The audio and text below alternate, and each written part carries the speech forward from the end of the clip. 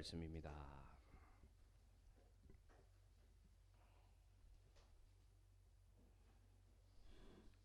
제가 1절, 여러분 2절 이렇게 뜻을 생각하면서 교독하겠습니다.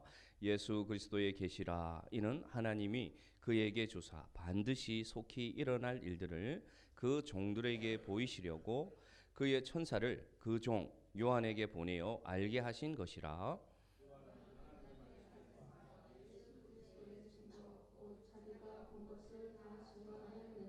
이 예언의 말씀을 읽는 자와 듣는 자와 그 가운데에 기록한 것을 지키는 자는 복이 있나니 때가 가까움이라.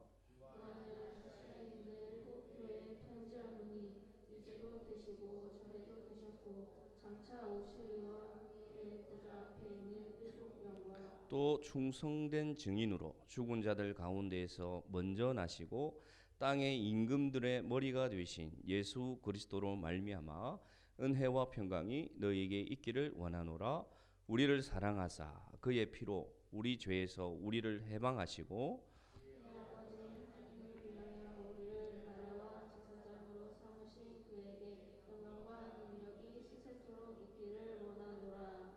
함께 읽읍시다. 볼지어다 그가 구름을 타고 오시리라. 각 사람의 눈이 그를 보겠고 그를 찌른 자들도 볼 것이요 땅에 있는 모든 족속이 그로 말미암아 애곡하리니 그러하리라. 아멘. 잠깐 기도하겠습니다. 사랑이 많으신 하나님 아버지, 주의 말씀을 이 시간 대언코자 합니다. 성령께서 오셔서 이 시간 우리와 함께하여 주시고 하나님의 말씀만 전파되는 시간 되도록 주님 함께하여 주옵소서. 예수님의 이름으로 기도합니다. 아멘. 여러분은 요한계시록 하면 어떤 생각이 드세요? 요한계시록 하면 저는 제일 처음 요한계시록 하면 떠오르는 게 이단. 이단이라는 단어가 떠오릅니다. 이단. 그 다음에 어려운 책, 어려운 책. 또 특별한 책. 그 다음에 또 어떤 단어가 떠오릅니까? 비밀, 비밀. 이런 느낌이 있는 성경이 우리가 오늘 방금 읽은 요한계시록입니다. 근데 과연 요한계시록이 그런 책일까? 요한계시록이 오늘 한번 같이 생각해 보는 시간을 가지도록 합니다. 요한계시록은 누가 이 저자입니까? 물론 성령의 감동함을 받아서 하나님이 쓰신 책인데 누구를 통해서? 사도 요한입니다. 사도 요한. 요한 사도 요한. 예수님의 제자 요한을 말합니다. 예수님의 제자 요한. 직업이 뭐였죠? 기억나세요, 여러분? 요한은 뭐 하던 사람이었을까요? 갈릴리 바다에서 물고기 잡던 어부였습니다. 시몬 베드로하고 굉장히 가까웠어요. 친척으로 보고 있습니다. 어부였습니다. 직업이. 예수님을 만나게 되었습니다. 형이 있어요. 야고보라는 형이 있습니다. 그래서 항상 성경에 등장할 때 보면 같이 등장할 때가 많습니다. 세베대의 아들 야고보와 요한. 그리고 아주 특출한 어머니 있었습니다. 굉장히 자식을 사랑하는 아주 특출한 어머니. 그리고 이 요한은요, 굉장히 성격이 급했어요. 사마리아 지역을 예수님과 가다가 예수님이 복음을 전해도 사마리아 지역에 변화가 안 일어나는 거예요. 사람들이 마음문을 다 닫고 예수님의 복음을 듣지 않는 거예요. 그때 요한이 뭐라고 하냐면요, 예수님, 하늘에 불을 내려가지고 이 사마리아를 다 태워버립시다. 그래서 보아느게, 천둥의 아들, 이런 별명 듣는 자가 요한입니다. 근데 이 요한은 예수님을 너무 사랑해서 제일 예수님의 옆자리에는 누가 있어야 되느냐? 다른 제자가 있으면 질투하고 밀어내고 꼭 자기가 그 품에 안겨 있어야 됩니다. 이 요한은 그만큼 누구를 사랑했다? 예수님을 사랑했던 제자. 그래서 우리가 요한 하면 어떤 사도라 부르느냐? 사랑의 사도 이렇게 부릅니다. 요한서신을 남겼습니다. 요한 1서, 요한 2서, 요한 3서, 그리고 오늘 요한계시록, 이렇게 성경에 하나님의 말씀을 남긴 자입니다. 그가 지금 어떤 상황 가운데 있었느냐? 그가 90세를 넘겼습니다. 90세를 넘겼어요. 그 당시 90세를 넘긴다는 것은 굉장한 어떤 어려운 일이었습니다. 90세를 넘겨서 그가 어느 교회에서 사역을 했느냐? 에베소 교회에서 사역을 하고 있습니다. 에베소 교회. 에베소 교회는 사도 바울이 2차 전도 때 처음 복음을 전해서 3년 동안 고린도 교회와 이 에베소 교회를 특출하게 사랑했는데요. 3년 동안 하나님의 말씀으로 양육시킨 교회가 에베소 교회입니다. 에베소 교회. 소아시아, 지금 터키 지방에 있는 교회죠. 사도 바울이 사역을 하다가 사도 바울이 떠난 후에 누가 남아서 사역했느냐? 그의 사랑하는 아들, 영적으로 낳은 복음의 아들 누굽니까? 디모데. 디모데가 에베소에서 또 사역했습니다. 굉장히 특별한 교회입니다. 그 후에 누가 사역하였느냐? 바로 사도 요한이 말년까지 하나님의 말씀을 전했던 교회, 그 에베소 교회에서 사역하다가 도미티안 황제라는 아주 독한 황제가 로마의 황제로 세워지고 나서 남아있는 마지막 사도, 마지막 제자 요한은 이제 유배를 가게 됩니다. 귀향을 가게 됩니다. 어느 섬? 반모섬이라 부르는, 반모섬이라는 섬. 그 섬에서 그가 다 자기의 동료들이 다 떠났지 않습니까? 저는 그 장면을 한번 상상해 봤습니다. 사랑하던 주님을 따르던 3년 반 동안의 세월을 같이 보냈던 그 사랑하는 동료들이 다 죽어갔어요. 다 숨겨 있거든요. 다 다른 모습으로. 그 소식을 다 봤을 거고 어떤 때는 눈으로 목도했을 겁니다. 이 요한 사도는. 근데 그가 90세가 넘긴 아주 초라한, 겉으로 볼 때는 이제 모든 육신의 힘이 빠져가는, 그러나 영은 너무나 맑은, 내 속 사람은 점점 흙어지고 나약해지고 낡아지나 나의 그 사람은 낡아지나 나의 속 사람은 날마다 새로워진다는 그 말씀을 살아갔던 사도가 환상 가운데 하늘나라를 보게 되었습니다. 환상 가운데. 그래서 그 본 환상을 그대로 기록해서 남긴 서신이 뭐냐? 요한계시록입니다. 요한계시록. 정말 귀하고 예수 믿는 사람들이 꼭 읽어야 되는 성경이 바로 이 요한계시록입니다. 매일 성경에 여러분 혹시 읽어보셨습니까? 요한계시록을 소개하고 있습니다. 매일 성경에는요, 이 책은 어떤 책이냐 이렇게 소개합니다. 첫째, 무엇의 말씀이다? 싸움, 전쟁의 말씀이다 이렇게 합니다. 그래서 요한계시록 읽어보면 수많은 전투의 장면이 벌어집니다. 둘째, 이 매일 성경에서는 요한계시록을 누구의 말씀이다? 어린 양의 승리의 말씀이다 이렇게 얘기합니다. 어린 양은 누구를 말할까요? 어린 양, 예수 그리스도. 제물 대신 예수 그리스도. 세 번째, 이 요한계시록은 어떤 말씀이다? 교회의 무엇의 말씀이다? 승리의 말씀이다. 이렇게 소개하고 있습니다. 그러면 이 요한계시록을 우리에게 주신 이유가 무엇일까? 성경학자들은 이렇게 얘기합니다. 첫 번째로 요한계시록을 우리에게 읽게 하는 이유는 뭐냐? 고난받는 교회 공동체에 소망을 새롭게 주기 위해서 주신 책이다. 여러분, 소망의 책임을 여러분 기억하십시오. 요한계시록은 절망의 책, 두려움의 책, 어려운 책, 공포의 책, 신비의 책이 아니라 소망을 주는 책입니다. 또한 요한계시록은 여러분 이 교회가 이 세상 속에서 어떤 영적 전투를 해야 되는지 저항하라고 주신 그런 말씀입니다. 또한 이 요한계시록은 우리 교회가, 이 땅의 교회가 하나님 앞에 어떤 거룩한 입맞춤으로 예배하는 교회가 되어야 되는지를, 예배의 장면을 아주 많이 기록한 성경이 뭐냐? 요한계시록입니다. 그래서 성경을 읽어 나가다 보면요, 요한계시록에 예배의 장면들이 아주 자주 등장하고 있음을 알고 있습니다. 그러면 이것은 앞서 말한 우리 성경을 연구한 분들이 우리에게 주신 교훈이라면, 저는 오늘 말씀을 통해서 요한계시록은 어떤 책인지를 오늘 여러분에게 꼭 설명드리고 싶습니다. 오늘 말씀을 통해서. 여러분 혹시 독서를 할 때 책을 딱 펼 때 어느 부분이 여러분 가장 중요한지 아세요? 책을 딱 사게 되었다. 예를 들어서 여러분 책을 사서 책을 읽을 때 가장 중요한 부분은 어디냐? 서문입니다. 서문. 책의 서문만 자세히 읽어봐도 이 책을 이 저자가 왜 이렇게 두껍게 어렵게 써서 냈을까 하는 것을 알 수 있는 부분은 뭐냐? 책의 서문, 머릿말을 읽으면 이 책은 이 작가가 어떤 생각으로 썼구나 라는 것을 알 수가 있는데, 오늘 읽은 말씀이 바로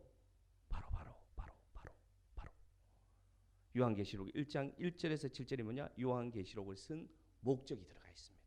그래서 오늘 요한계시록 1장 1절에서 7절만 바르게 이해해도 요한계시록이 어떤 책인지를 확실히 알 수 있습니다.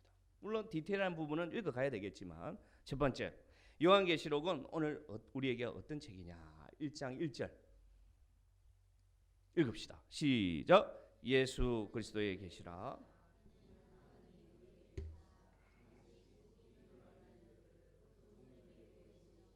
그의 천사를 그 종 요한에게 보내어 알게 하신 것이라. 이렇게 되어 있어요. 제일 처음 이 책을 쓴 이유가 딱 드러났습니다. 한 단어입니다. 한 문장. 무엇이다? 요한계시록은 예수 그리스도의 뭐다? 계시라. 계시는 뭐냐? 나타낸다, 드러낸다, 어두운 것을 비춘다, 이런 뜻입니다. 감추어져 있던 것이 드러난다, 이런 뜻이 뭐냐? 계시입니다. 그러면 쉽게 말해서 요한계시록은 뭐냐? 묻는다면 예수 그리스도를 나타내는 책입니다 라고 기억하시면 됩니다. 예수 그리스도를 나타내는 책이다.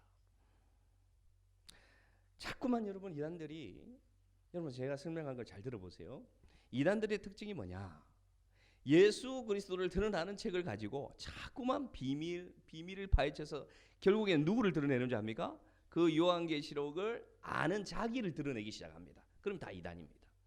요한계시록은 1장 1절에 딱 말하기를 누구를 드러내는 책이다?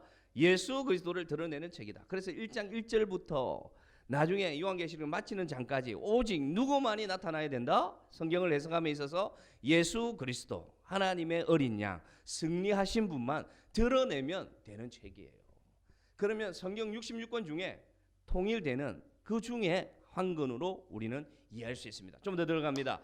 그러면 예수 그리스도를 드러낸다는 뜻은 무엇입니까? 묻는다면 성도들에게 예수님이 우리에게 주신 책이란 뜻입니다.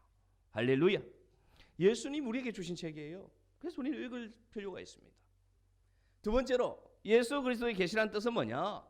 이 말씀을 읽으면 누구를 알게 된다? 예수님을 알게 된다는 책입니다. 그리고 이 책은 어떤 뜻이냐? 예수 그리스도의 계시라는 것은 예수 그리스도가 이 책에 기록된 대로 성취할 것이라는 책이 바로 요한계시록입니다.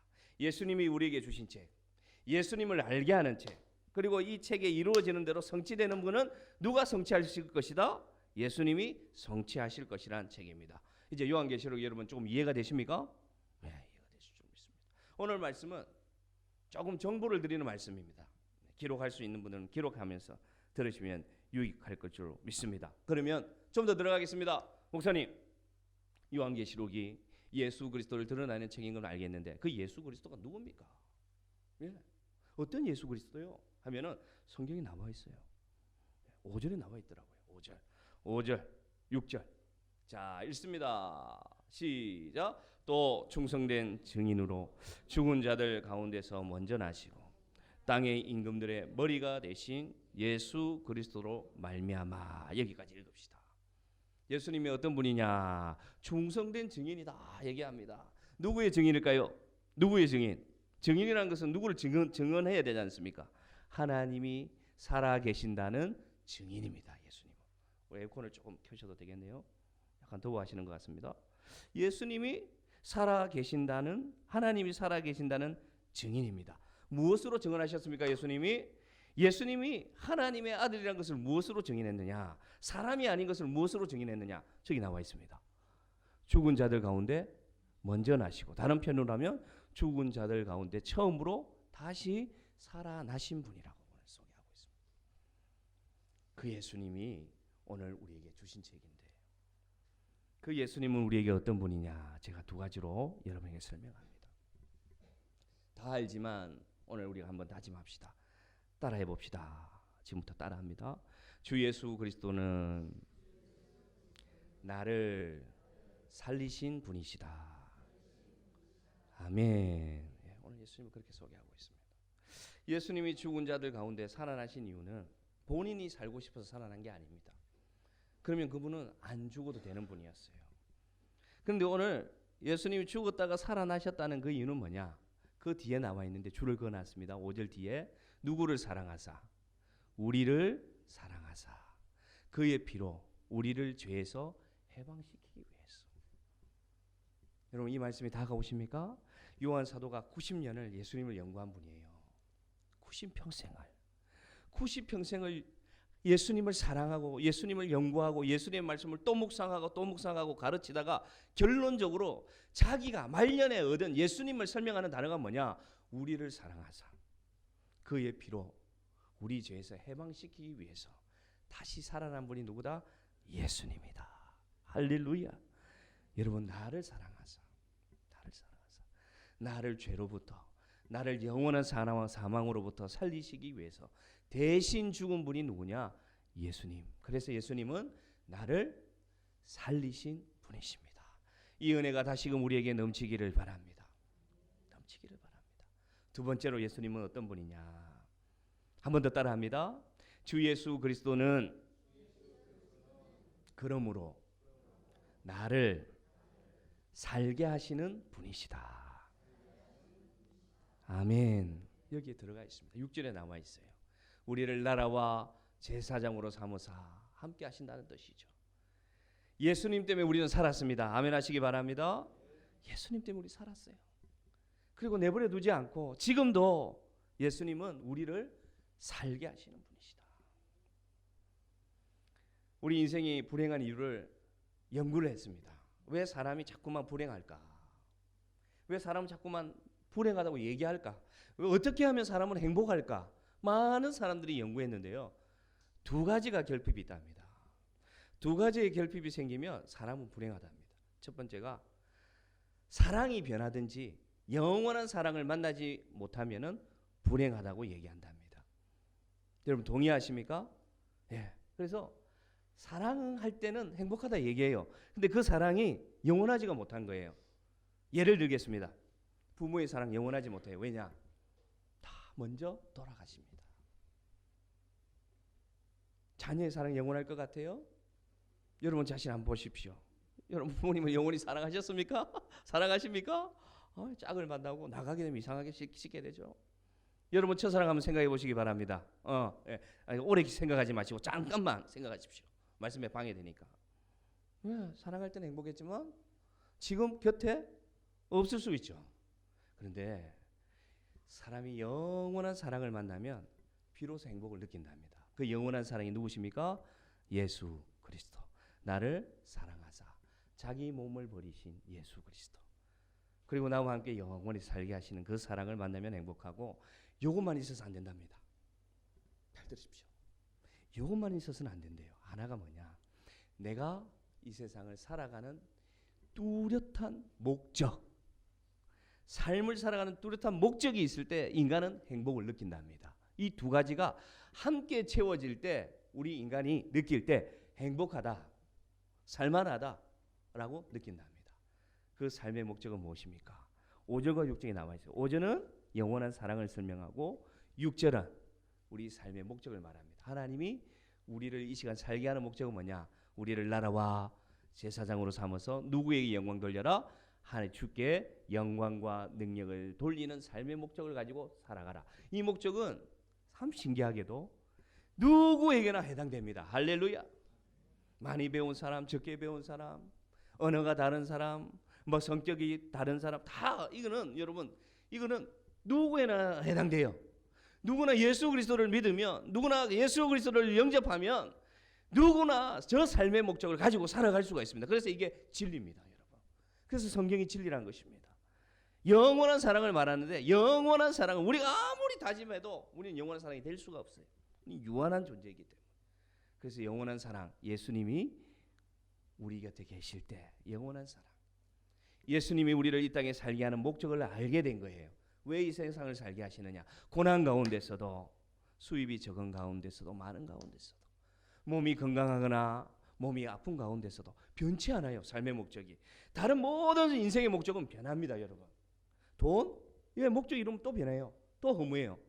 다 변해요. 그러나 유일하게 변하지 않는 인생의 목적은 뭐냐? 예수님을 위하여 살아간다는 그 가치. 그 목적이 우리에게 있으면요, 환경이 변해도, 나이가 들어도, 힘이 빠져도, 돈이 없어도, 건강이 없어도 변치 않습니다, 목적이. 그래서 우리는 그 가운데 뭐라고 얘기할 수 있느냐? 나는 행복합니다.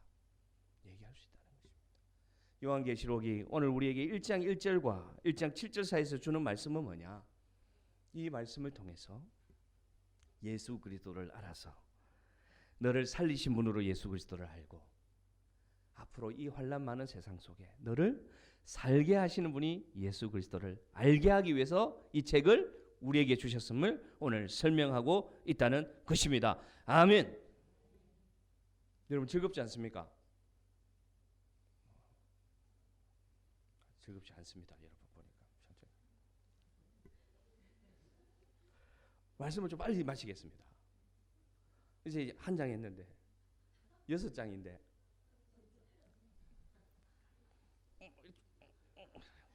조금만 참으십시오. 예수님을 우리를 살게 하셨고 예수님 때문에 살아가서 예수님 얘기하는데 이렇게 하면 안 되죠. 자, 그러면 이 말씀을 가까이 하면 요한계시록의 말씀을 가까이 하면 우리에게 반드시 일어나고 속히 일어날 일이라고 말씀하셨거든요. 성경에 반드시 일어난다고 약속합니다. 그리고 이 기록된 대로 반드시 속히 오신다고 말씀하십니다. 그래서 이 시간 무료하게 인생을 살아가는 자들에게 주님이 오늘 우리에게 긴장을 주시는 거예요. 야, 이 세상이 끝이 아니야. 너의 그 고통 반드시 뭐가 있다? 끝이 있을 거야. 너가 행복하니? 막 즐겁니? 이 세상이 주는 것은 끝이 있어. 그것을 여러분 우리에게 주시기 위해서 제일 마지막 성경에 요한계시록을 심어 놓으셨습니다. 그래서 이 요한계시록을 읽으면 두 가지 변화가 일어납니다. 어떤 변화가 일어나느냐? 내 곁에 주님이 있다는 것이 다시금 확신됩니다. 왜냐? 내가 주님을 기다리게 되니까. 두 번째 어떤 변화가 일어나느냐? 내 곁에 계신 주님이 어느 곳에도 계신다는 확신이 우리에게 일어납니다. 요한계시록을 읽으면요, 숱한 고난의 환경 속에서도 꼭 우리가 두려워서요. 이 재앙이 어떤 재앙일까? 이 재앙이 어떻게 올까? 나는 이 재앙을 견딜 수 있을까? 생각할 때마다 그때마다 누가 등장하느냐? 승리하신 주님이 등장합니다. 그러면서 예배 장면이 나옵니다. 찬양이 나옵니다. 그래서 뭘 말하느냐? 야, 두려워하지 마라. 너의 그 두려운 그 환경 속에는 누가 있다? 처음이요 마지막이요 알파와 오메가이신 내가 너와 함께 있다. 그것을 가르쳐주는 성경이 뭐냐? 요한계시록입니다. 3절 한번 읽어봅시다. 1장 3절. 1장 3절 시작. 이 예언의 말씀을 읽는 자와 지키는 자는 복이 있나니 때가 가까움이라. 아멘. 여러분 이 성경을 처음 받았던 일곱 교회는요 당장 내일 일어날 일로 믿었습니다. 다시 설명드립니다. 에이 목사님 내일은 아니겠죠. 내일은 귤 따러 가야 돼요. 내일은 아니에요. 제가 상황을 보니까 내 자식 때 올까요? 막 이렇게 얘기합니다 요즘. 근데 여러분 이 요한계시록을 처음 받았던 주후 100년 전후의 성도들은 이 말씀을 딱 받는 순간 내일 예수님이 올 수도 있어. 아니 그게 올 수도 있어가 아니고 꼭 오실 거야. 이렇게 믿었다는 거예요. 여러분 이런 신앙이 우리에게 꼭 필요합니다. 우리는 어느덧 우리도 모르게 나태해져 있어요.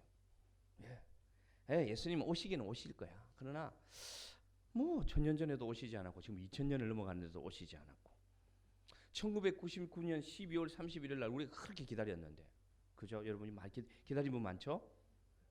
기다린 분 많을 거예요. 2000년 되면 예수님 오신다고 기다린 분 많을 거고 다미성교회라고 제가 어릴 때는 시한부 종말론 다미성교회 가가지고 막 집 팔아가지고 바치는 분 많이 있었어요. 여러분 가운데는 안 계시죠? 집 팔아가지고 막 드렸어요. 왜냐? 집 팔아서 드리자. 이제 예수님 오신다. 정말로 많이 있었어요. 근데 오셨습니까? 안 오셨습니까? 확신 있게 말하세요. 예수님 다시 오셨어요? 안 오셨어요? 안 왔습니다. 안 왔어요. 여기 우리가 여기 있죠 아직. 오셨으면 벌써 우리 하늘나라 갔죠. 안 하셨어요. 근데 오늘 이 말씀이 우리에게 와서 무엇을 말씀하시느냐? 말씀을 읽고 듣고 이 시간 말합니다. 이 말씀을 읽고 듣고 너희들이 나눌 때 너희들에게 뭐가 있는 자가 된다? 너희들은 복이 있는 자가 된다는 것입니다. 하나님의 말씀이 여러분에게 역사하셔서 이 시간 여러분 복된 자들로 거듭나시는 시간 되기를 바랍니다. 넘어가서 그러면 목사님 이 요한계시록이 예수님을 드러내는 계시의 말씀을 알겠습니다. 그리고 듣는 자에게는 복이 있는 것을 알겠습니다.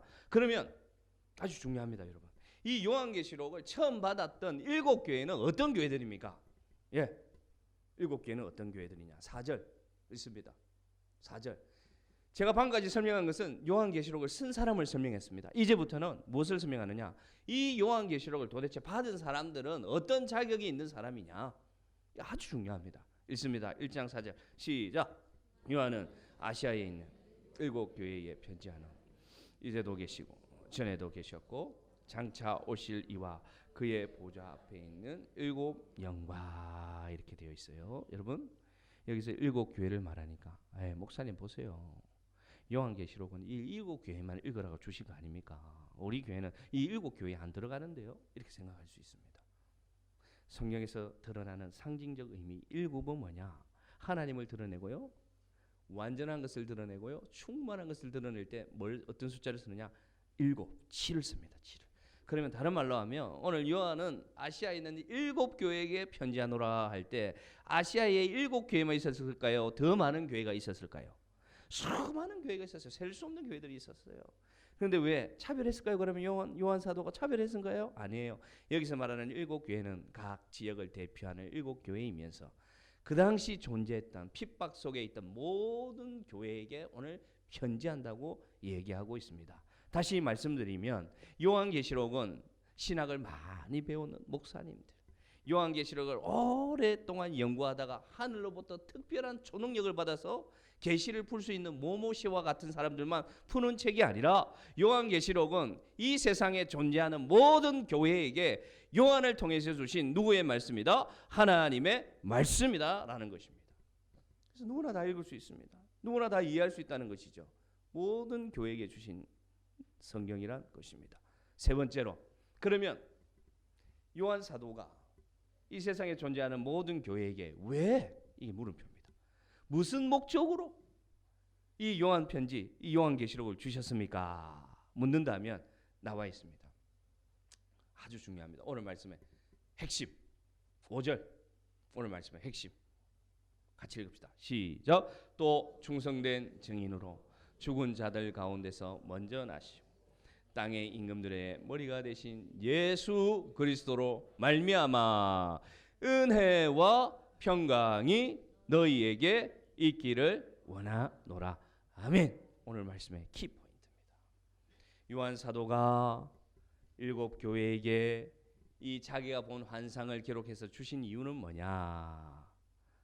예수 그리스도로 말미암아 무엇과 무엇이 너희에게 있기를 원한다? 은혜와 평강이 너희에게 있기를 원한다라는 것입니다. 앞전에 잠깐 말씀드렸지만 가장 극심한 때였습니다. 어느 정도로 극심했냐면요, 이 도미티안 황제는요 자기를 우상화했거든요. 자기를 신으로 여겼어요. 그래서 꼭 제단에 나가서 향을 피우면서 도미티안 황제는 그리스도이십니다. 도미티안 황제는 그리스도이십니다 하고 절을 했어야 돼요. 하지 않으면 어떻게 됩니까? 반역죄가 되는 거예요. 그래서 예수 믿는 모든 사람들은요 여기서 고민했어요. 한 번만 눈 감고 아무도 안 볼 때 가서 향을 피우면서 아무도 안 볼 때 도미티안 황제는 그리스도이십니다 한 번만 하면 살도 받을 수 있고요, 일자리도 얻을 수 있고요, 돈도 벌 수 있었어요. 그런데 이들은 하지 않았습니다. 오직 누구만이 그리스도이십니까? 예수님만이. 우리는 이 그리스도란 단어가 당연히 예수라고 생각하는데 로마 시대는 그리스도는 누구냐? 당연히 황제입니다. 당연히 황제예요. 황제가 그리스도였어요. 그런데 그것을 하지 않으니까 어떤 일이 발생하느냐? 아이를 학교를 못 보내는 거예요. 시민권을 안 주는 거예요. 민증을 안 주는 거예요. 쉽게 말하면 이력서를 내도 이력서를 낼 수가 없는 거예요. 그러니까 어떻게 됩니까? 굶기 시작하는 거예요. 굶기 시작하는 거예요. 그리고 이들이요 밤마다 모여서 눈물로 기도합니다. 이 교인들이 주님 언제 오십니까? 주님 내일 제발 좀 오십시오. 우리 내일까지밖에 먹을 양식이 없었습니다. 주님 제발 내일 오십시오. 왜냐? 내 남편이 지금 잡혀갔습니다. 내일이면 사자 밥이 된다고 합니다. 주님 내일 제발 좀 내일 좀 오십시오 하고 기도하던 공동체가 누구냐? 이 7교회들이 있던 이 시대입니다, 여러분. 그 교회에게 요한 사도가 오늘 이 편지를 쓰는 거예요. 왜 쓰겠습니까, 여러분? 왜 쓰겠습니까? 예수님은 너희를 위하여 죽으셨다. 우리도 예수를 위하여 죽자. 예수님이 우리를 살리셨다. 그러니 두려워하지 말자. 우리가 죽어도 다시 산다. 여러분 믿어지십니까? 그런 자에게 주신 편지가 요한계시록입니다. 그런데 많은 사람들이 이것을 두려움의 책으로, 비밀의 책으로, 신비의 책으로 이단에서 우리를 미혹하고 있습니다. 요한계시록은 우리에게 두려움을 주는 책이 아닙니다. 우리에게 어려움을 주는 책이 아닙니다. 우리에게 거부감을 주는 책이 아닙니다. 요한계시록은 우리에게 예수 그리스도로 살면 은혜와 평강이 우리에게 충만하다는 것을 가르쳐주기 위하여 주신 귀한 말씀임을 우리 기억하시기를 바랍니다. 살 수가 없었어요. 도저히 살 수가 없었어요. 자고 나면 한 가족이 잡혀가고 자고 나면 한 가족이 아사하는 이런 상황 가운데 두려움으로 발벌, 얼마나 두려우면 땅굴을 파서 그곳에서 살았습니다. 그런 성도들에게 이 반모섬에 갇힌 똑같은 형편에 있는 요한이라는 그 늙어버린 사도가 준 편지라는 것입니다. 오늘 우리 교회 형편을 돌아보겠습니다. 왜 오늘 교회가 요한계시록을 묵상해야 되는가? 겉으로 드러난 잔인한 황제는 없어요, 더 이상. 근데 교묘하게 이 세상 속에 사탄이 들어와서 공격하는데 교묘하게 매일매일 우리를 공격하고 있습니다. 네 예수로 살래?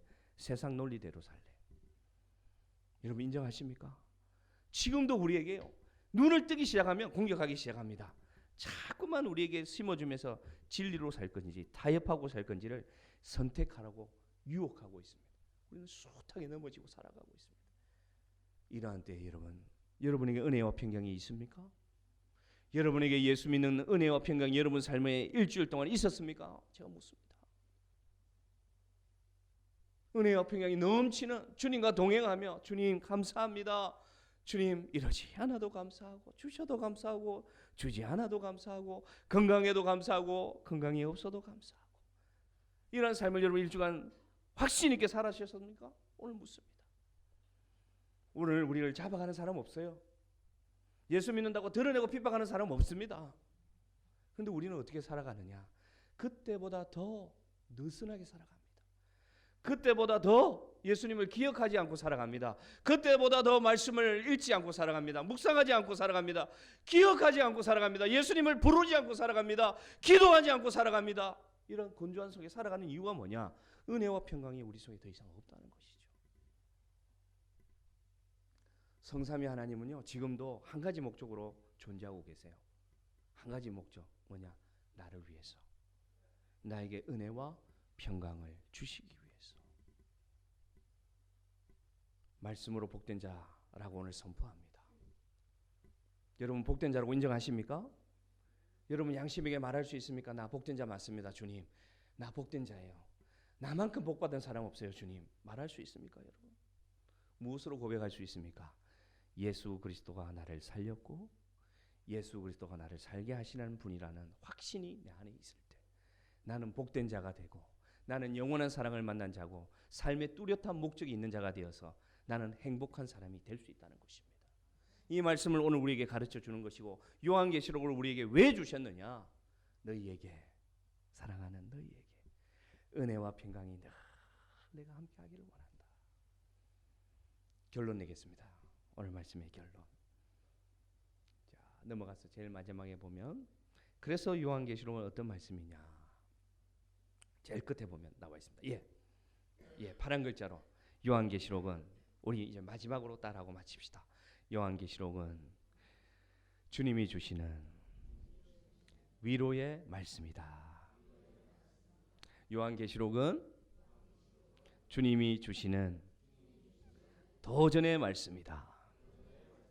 마지막으로 요한계시록은 주님이 주시는 응원의 말씀이다.